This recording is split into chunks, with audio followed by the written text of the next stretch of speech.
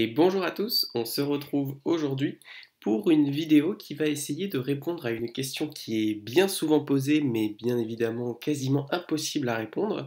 C'est de savoir si on va vivre une crise majeure économique dans les mois et les années à venir. Quand il s'agit de faire du market timing, c'est-à-dire essayer d'anticiper les crises à venir et les booms économiques à venir, une chose est sûre, les investisseurs sont globalement très mauvais. Et globalement, tous les investisseurs qui essayent de faire du market timing viennent à se brûler les doigts, puisque soit ils se trompent, c'est-à-dire qu'ils vont vendre en croyant qu'il va y avoir une crise qui est sur le point d'arriver, et ils vont manquer des gains, ou à l'inverse, ils ne vont pas voir la crise arriver, et ils vont prendre les pertes comme tout le marché. Euh, Pourtant, étonnamment, il y a un facteur dans tout le milieu académique des finances qui est un prédicteur extrêmement précis euh, de crise économique à venir. Et étrangement, ça n'est pas une cause, clairement. C'est vraiment un indicateur qui démontre que le marché, à un moment, atteint un tel niveau d'incertitude que le marché lui-même est capable de prédire les crises qu'il va engendrer. Là, ce que vous voyez à l'écran, c'est ce qu'on appelle la courbe des taux. C'est la yield curve en anglais. Et si vous vous intéressez au sujet des crises, vous avez peut-être déjà entendu parler de l'inversion de la courbe des taux, ou en anglais de l'inverted yield curve. Qu'est-ce que ça veut dire? Concrètement, ici, ce qu'on compare, c'est le ratio entre les bons du Trésor américain sur une date à maturité de 10 ans par rapport aux bons du Trésor américain sur une date à maturité de 2 ans. Qu'est-ce qu'on essaye de faire? On essaye de prendre le même actif financier, donc une obligation, très safe, celle des États-Unis, et le seul facteur que l'on change, c'est la durée. Selon les règles économiques classiques, plus une obligation a une durée longue, plus sa rentabilité est importante. Pourquoi? Parce que il y a beaucoup moins de risques à détenir une action qui va arriver à terme dans 2 ans qu'une action qui va arriver à terme dans 10 ans.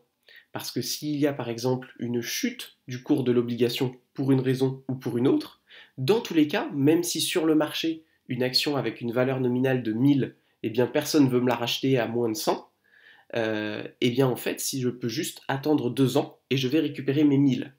A l'inverse, si j'ai une action de 1000 mais qui a une date à maturité de 10 ans et que personne ne veut me la racheter pour moins ou plus de 100, eh bien je dois attendre 10 ans avant de récupérer la valeur nominale de 1000.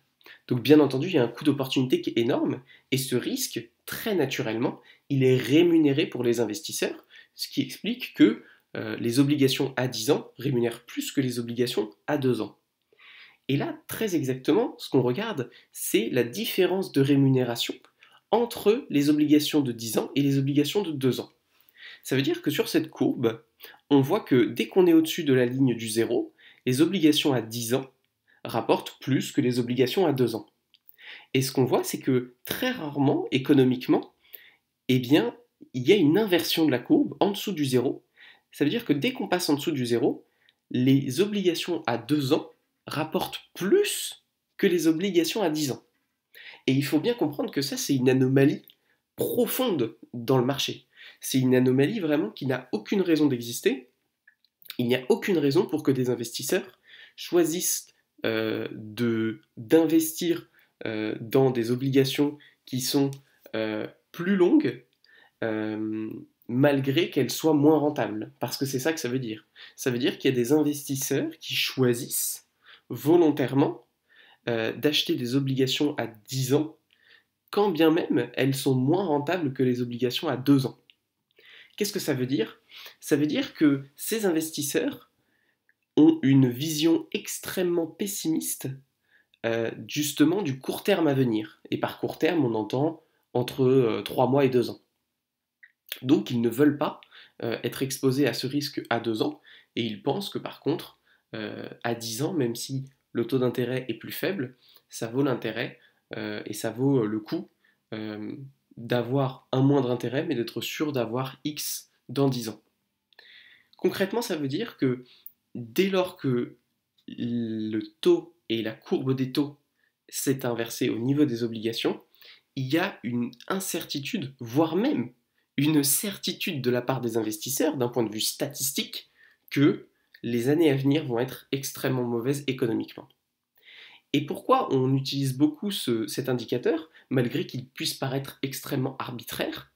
Eh bien, simplement parce que c'est l'indicateur qui, de très loin, est le plus efficace pour définir les crises et pour les prédire.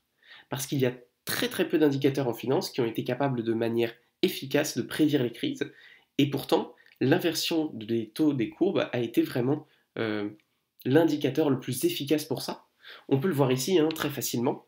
Ici, il y a eu une très large inversion des cours, pile juste ici, au tout début des années 2000, et qui a précédé, c'est important de comprendre la chronologie, qui a précédé le crash de la bulle Internet, donc énorme crise financière surtout, et juste ici, en 2006 jusqu'en 2007, début 2007, là encore une fois, inversion des taux, et juste après, crise de 2008. Et c'est quelque chose effectivement qui se vérifie sur les crises passées. Donc de 1, c'est extrêmement fiable, c'est-à-dire qu'il n'y a pas de faux positif, il n'y a pas de fois où, même ici, où on aurait pu dire que c'était un faux positif, et c'est quand même assez incroyable. C'est-à-dire qu'ici, on est en août 2019. Donc en août 2019, il faut quand même se rendre compte que littéralement personne n'a quasiment entendu parler du Covid. Et pourtant, étrangement, quelques mois après, crise du Covid. Donc même ça qui aurait pu être un faux positif de l'inversion des taux n'a pas été un faux positif. Et donc pas de faux positif, c'est la première chose. Euh, et de manière générale, une chronologie qui est très efficace. C'est-à-dire que dès que l'inversion des taux arrive, dans les quelques mois qui suivent, il y a une crise économique majeure qui se déclenche. Et donc là, vous voyez où je voulais en venir. Aujourd'hui, on est en mars 2022, et quand on regarde cette courbe, bon, je n'ai pas besoin de vous faire un dessin, mais a priori, on est quand même sur une période sacrément descendante, et on est très très très proche d'une inversion des taux. Donc, quand on regarde effectivement cette courbe, on se rend compte que effectivement, il y a un risque important de crise. Cependant, ce qu'il faut bien comprendre, c'est que tout d'abord, l'inversion des taux, elle ne signifie pas une crise instantanée. Elle signifie une crise dans les mois, voire une année qui suit. Donc, un mois, voire une année, si c'est une année comme on a vécu l'année dernière à 30%, ça ne justifie pas du tout de vendre ses actifs, bien évidemment, puisque ça serait absolument dramatique au long terme. Ça, c'est la première chose. Et de manière générale, il faut aussi comprendre que parfois, on a eu, comme ici, des périodes où, certes, la courbe s'est très facilement rapprochée du zéro, mais elle ne s'est pas inversée avant un paquet de temps. Donc c'est pas parce que la tendance de la courbe est clairement baissière, et que oui, elle se rapproche du zéro, que nécessairement, elle va dépasser le zéro. Et de plus, ça n'est pas parce que, effectivement, ça s'est avéré un indicateur extrêmement puissant a posteriori pour prédire les crises financières, que les conditions macroéconomiques sont bien évidemment différentes aujourd'hui de ce qu'elles étaient hier, et donc il y a beaucoup d'analystes qui décrètent qu'il pourrait y avoir une inversion des taux sans que cela précède une crise financière importante. Dans tous les cas, ce qu'il faut bien comprendre, c'est que cette courbe des taux, et ça tout le monde est d'accord, ça n'est absolument pas une cause de la crise. Par contre, ça peut être une cause de crise de par son pouvoir prophétique, si je puis dire. C'est-à-dire qu'aujourd'hui, c'est un indicateur qui est vérifié, qui est monitoré par l'ensemble des investisseurs professionnels et par un grand nombre d'investisseurs particuliers. Donc il est très fort probable que si effectivement cette inversion de la courbe des taux passe en dessous des zéros, il y a énormément d'investisseurs qui décident de se retirer du marché, notamment du marché action, pour éviter la crise à venir, et en se retirant, qu'ils créent eux-mêmes cette crise.